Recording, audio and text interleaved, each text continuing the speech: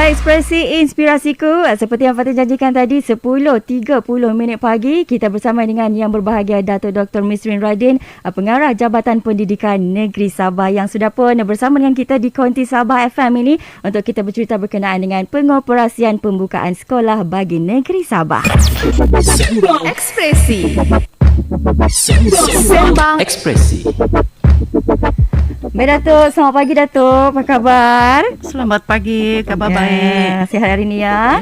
Alhamdulillah. Okey, hari ini Datuk sebenarnya kita nak bercerita berkenaan dengan pengoperasian pembukaan sekolah bagi negeri Sabah. Jadi seperti yang diumumkan dalam sidang media oleh Yang Berhormat Menteri Pendidikan Malaysia, dan saya pasti juga telah diambil maklum oleh pihak awam terutamanya ibu bapa bahawasanya sekolah akan mula melaksanakan pengajaran dan juga pembelajaran secara bersemuka mulai 4 Oktober ini Datuk. Jadi dalam bahasa mudahnya, setelah sekolah ditutup mulai 8 Mei 2021 akibat daripada pandemik COVID-19, dan kini sekolah akan dibuka semula mulai 4 Oktober 2021. Jadi mungkin boleh Datuk kongsikan kepada pendengar Sabah FM, terutamanya ibu bapa ataupun penjaga yang sedang mendengar ketika ini berkenaan dengan pembukaan semula sekolah mulai 4 Oktober ini. Datuk, silakan.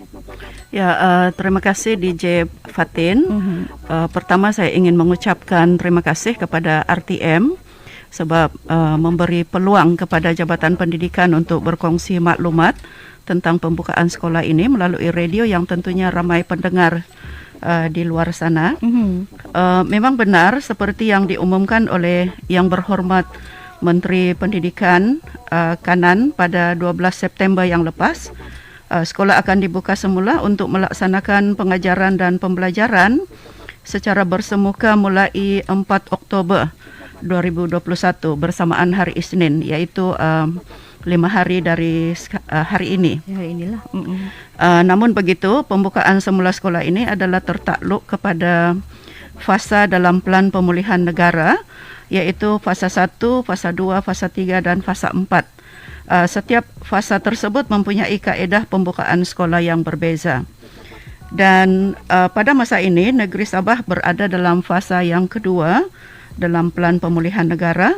Oleh itu, pada 4 Oktober 2021, kita akan buka sekolah berdasarkan garis panduan pembukaan sekolah di negeri fasa kedua dalam garis panduan yang dikeluarkan oleh Kementerian Pendidikan Malaysia. Baik Datuk, dan dalam fasa 2 Pelan Pemulihan Negara ini, kita nak tahu adakah semua murid akan datang ke sekolah atau bagaimana? Tidak Puan, dalam negeri fasa yang kedua Pelan Pemulihan Negara, hanya 4 kategori murid yang akan hadir ke sekolah di negeri Sabah ini, iaitu pertama murid tingkatan 6 semester 2 atau biasa kita panggil tingkatan 6 atas. Kedua, murid yang berkeperluan khas, ketiga, pelajar pra-universiti semester 3 di Sukan Sekolah Malaysia Sabah, dan yang keempat adalah murid yang mengambil peperiksaan antarabangsa. Untuk negeri Sabah, mulai 4 Oktober 2021, seramai lebih kurang 8,000 lah murid tingkatan 6 semester 2 akan hadir ke sekolah di Sekolah Menengah Pusat tingkatan 6 dan juga Kolej tingkatan 6. Sekolah swasta juga mempunyai 201 pelajar tingkatan 6 atas yang mereka panggil sebagai senior 3. Senior 3 ya. Senior 3 lah. Okey, manakala seramai 4,000 lebih murid berkeperluan khas akan hadir ke sekolah di Sekolah Pendidikan Khas dan Program Pendidikan Khas Integrasi atau lebih dikenali sebagai PPKI di sekolah rendah, dan seramai 3,000 hampir 4,000 orang murid di PPKI Sekolah Menengah Kerajaan. Di sekolah swasta kita ada lebih kurang 20 orang murid PPKI. Di sekolah Sukan Malaysia Sabah pula seramai 24 orang pelajar pra-universiti semester 3 akan hadir ke sekolah.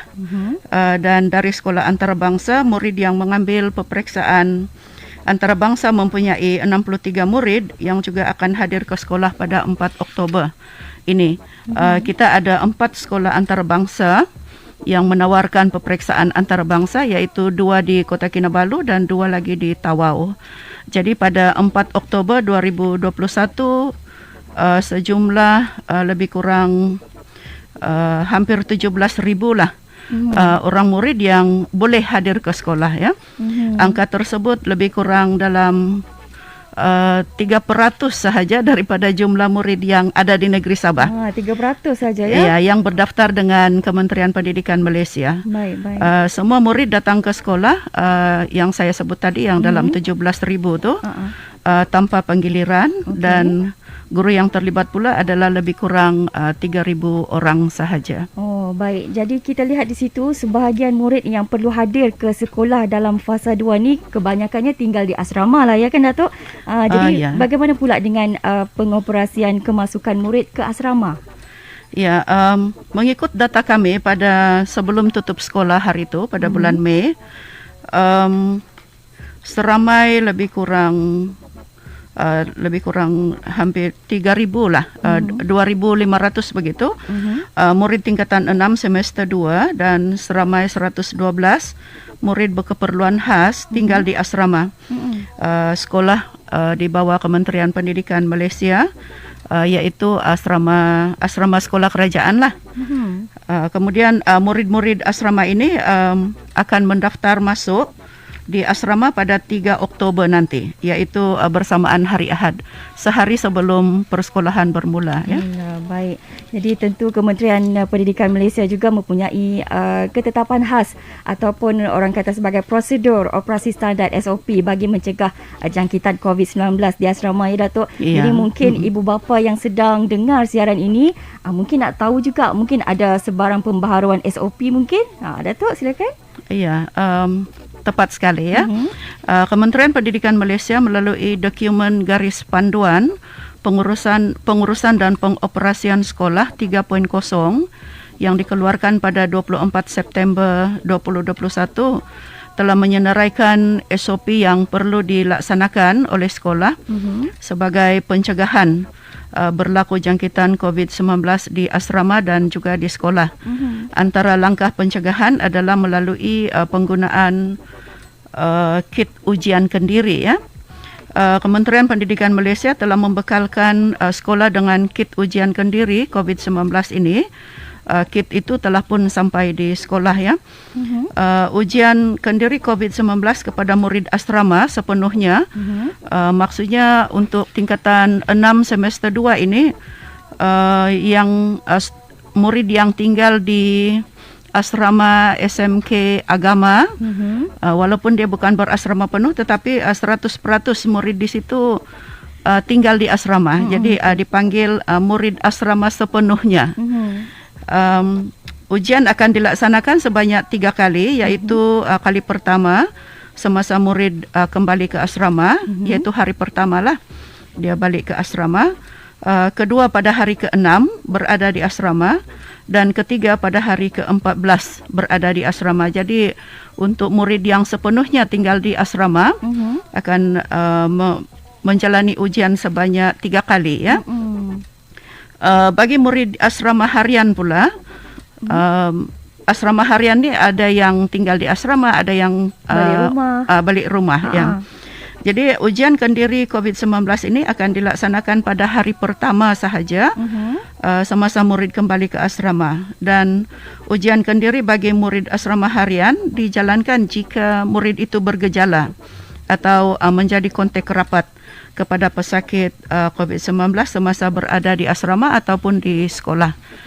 Jadi ibu bapa juga diberi tanggungjawab lah untuk melaksanakan ujian kendiri COVID-19 ini kepada anak atau jagaan masing-masing sekiranya murid itu balik ke rumah atas sebab-sebab kecemasan, seperti urusan kecemasan, kematian, rawatan di klinik, hospital atau lain-lain. Jadi apabila dia balik ke asrama itu, murid itu kenalah mengambil balik ujian kendiri COVID-19 tersebut. Itu antara peraturan yang baharulah yang dikuatkuasakan di asrama Kementerian Pendidikan Malaysia.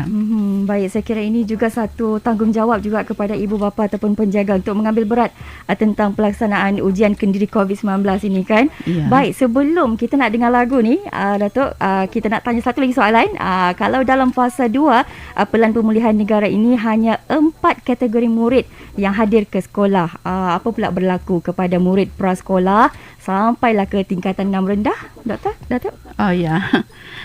Murid dari prasekolah hingga ke tingkatan 6 semester 1 atau 6 rendah ini akan meneruskan pengajaran dan pembelajaran dari rumah ataupun yang kita kenali sebagai PDPR. PDPR. Ya. Jadi PDPR tetap akan dilaksanakan juga ya. Ya. Baik, kita nak berehat seketika, Datuk, dan selepas ini ada banyak lagi sebenarnya soalan kita nak tanya berkenaan dengan pengoperasian pembukaan sekolah bagi negeri Sabah. Jadi anda kekal terus mendengarkan kami di Sabah FM. Sebenarnya ramai pelajar rindu nak masuk sekolah balik. Tapi tak apalah, kita terpaksa akur dengan apa yang berlaku, situasi terkini, semuanya demi membendung penularan COVID-19 juga sebenarnya, untuk diri kita juga sebenarnya ya. Baik, kita nak sambung lagi, nak bercerita berkenaan dengan pengoperasian pembukaan sekolah bagi negeri Sabah. Dan di konti sekarang ini kita bersama dengan yang berbahagia, Datuk Dr. Mistrin Radin, Pengarah Jabatan Pendidikan Negeri Sabah. Baik Datuk, kita nak tanya berkenaan dengan dokumen garis panduan pembukaan sekolah yang Datuk ada sebut tadi. Jadi mungkin boleh kongsikan sedikit apakah agaknya kandungan dokumen tersebut, Datuk? Ya, dokumen garis panduan pengurusan pengoperasian sekolah 3.0 ini agak tebal lah, 141 muka surat. Merupakan garis panduan yang lengkap dan komprehensif untuk panduan pegawai pendidikan daerah, sekolah ibu bapa dalam persediaan dan pelaksanaan termasuk murid dan guru ke sekolah. Pelaksanaan kemasukan murid dan guru ke sekolah di asrama, begitu juga dengan anggota kumpulan pelaksana, begitu juga dengan kumpulan apa yang kita panggil support services itu, macam pengawal keselamatan, pekerja kantin dan sebagainya ya. Dokumen tersebut menghuraikan dengan terperinci tentang vaksinasi, keselamatan, panduan pengurusan ujian kendiri COVID-19, pengurusan asrama, pengurusan surau, pengurusan murid berkeperluan khas atau murid ni pendidikan khas, aktiviti sukan dan co-curriculum, PDP atau pengajaran dan pembelajaran bagi amali, seperti amali sains, amali yang lain juga, pengurusan pusat peperiksaan awam, SEGA.